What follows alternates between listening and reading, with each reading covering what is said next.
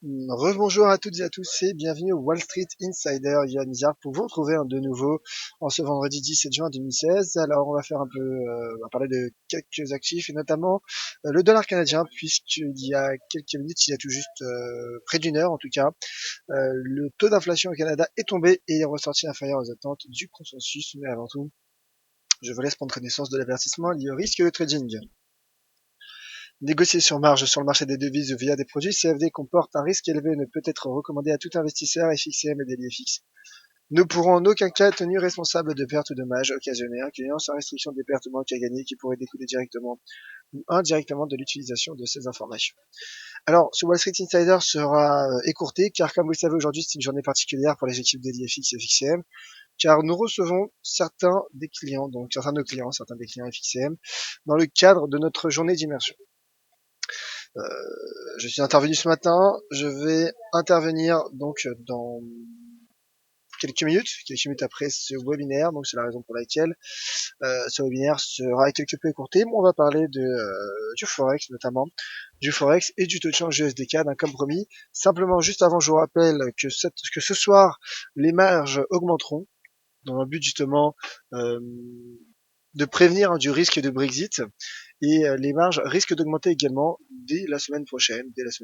Donc attention aux appels de marge, puisque du coup la marge disponible sera moins importante. Donc prudence, hein, notamment dans vos stratégies de trading. Et je rappelle également qu'il faille également être prudent avec les stop loss, car les stop loss justement pourraient ne pas être exécutés au taux mis en place, car justement on s'attend à une forte volatilité avec le risque de Brexit, et c'est la raison pour laquelle chez FICM nous vous conseillons et nous vous recommandons donc de ne pas trader dans les jours à venir. Peut-être laisser passer ce risque du Brexit et revenir sur les marchés de manière plus sereine la semaine suivante. Voilà. Donc, tout simplement, soyez prudents. Si vous avez d'autres questions, n'hésitez pas à contacter Maxime ou Tatiana du service client, ou même Justine, hein, qui seront ravis de pouvoir vous aider et vous renseigner.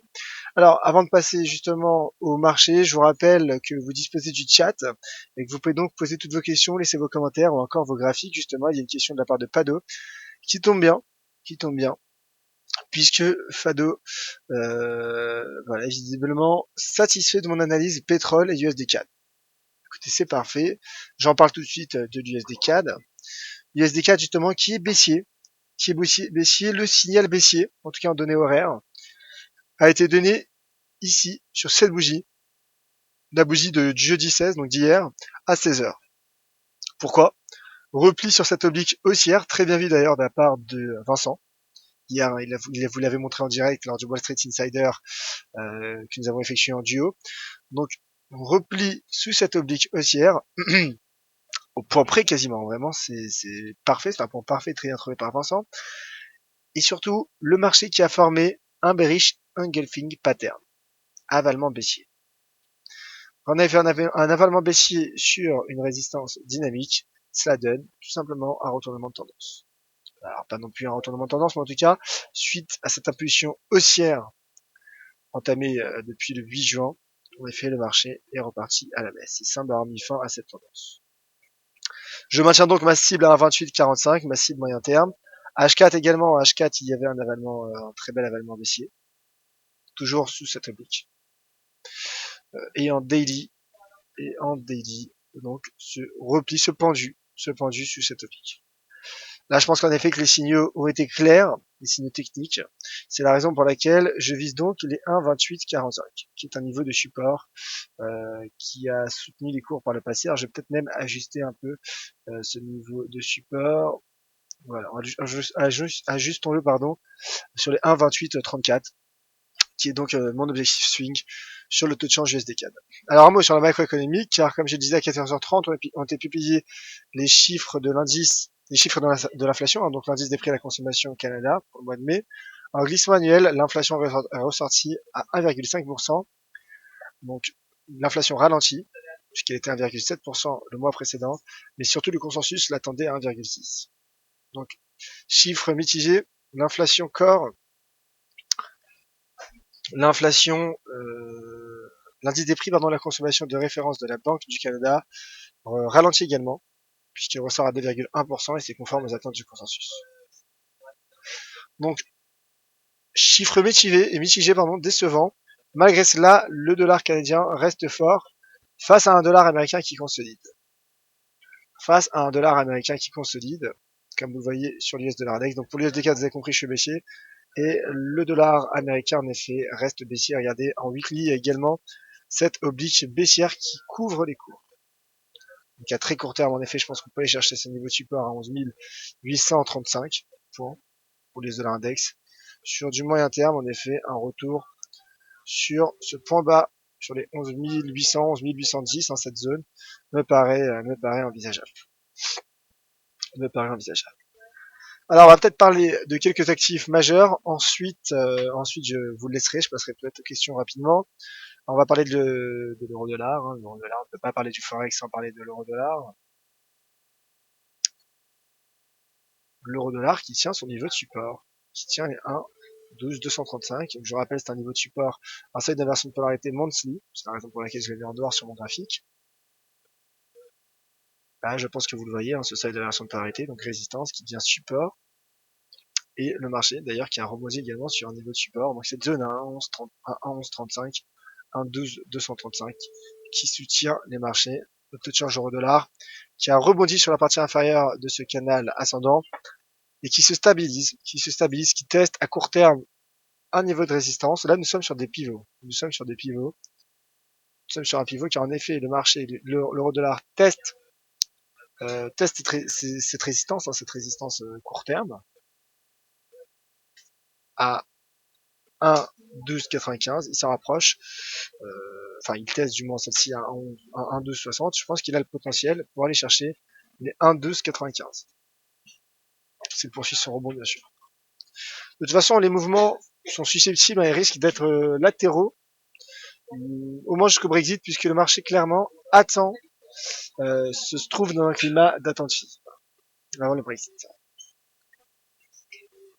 Et justement, je rebondis sur le commentaire de la part de Stéphane, et j'en profite pour saluer donc par fil les visiteurs, Stéphane notamment, donc qui indique bonjour Yoav, aucune volatilité sur le forex aujourd'hui, impossible de trader quoi que ce soit, il n'y a plus qu'à faire autre chose. En effet, le marché est dans un climat d'attentisme. Regardez ces mouvements latéraux, ces figures d'indécision. Voilà. Alors, d'ailleurs, Doji qui est également une figure d'indécision, une bougie d'indécision. Un mot peut-être sur le DAX.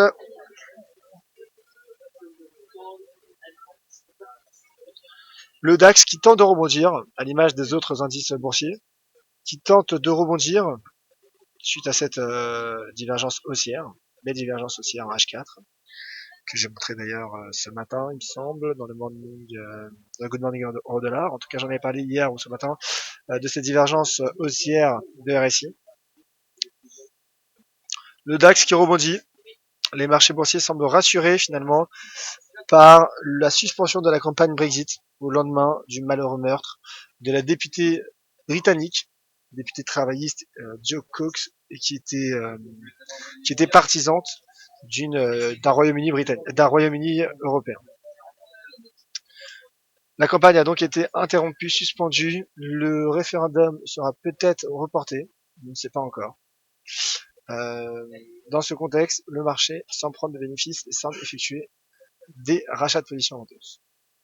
Point de vue d'année technique à court terme, il y a les 9670 points qui couvrent les marchés, 9672, comme vous voyez, niveau de résistance intéressant à court terme.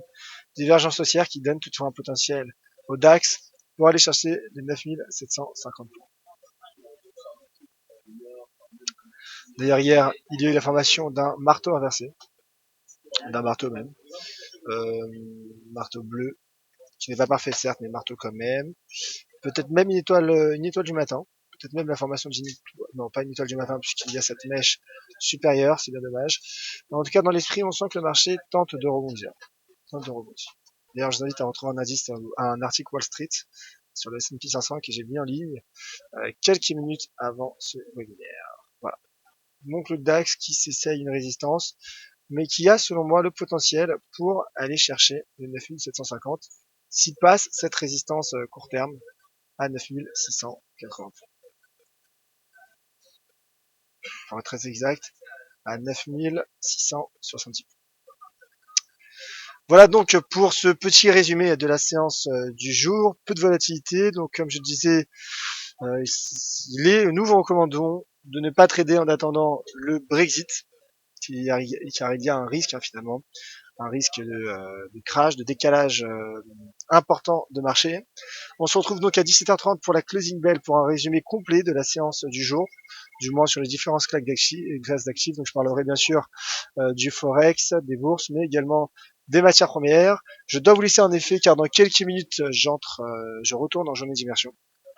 D'ailleurs, je remercie tous les clients qui sont passés nous voir aujourd'hui, qui sont inscrits à notre journée d'immersion. Vous écouterez donc ces remerciements en replay. Je vous invite également à me retrouver sur les différents réseaux sociaux, donc Twitter @Nizar, mais également LinkedIn, Facebook et sur le forum DailyFX. Merci à toutes et à tous, c'était Yoav Nizar pour le Wall Street Insider de DailyFX pour FXCM. Très bon après-midi et à tout à l'heure pour la closing bell.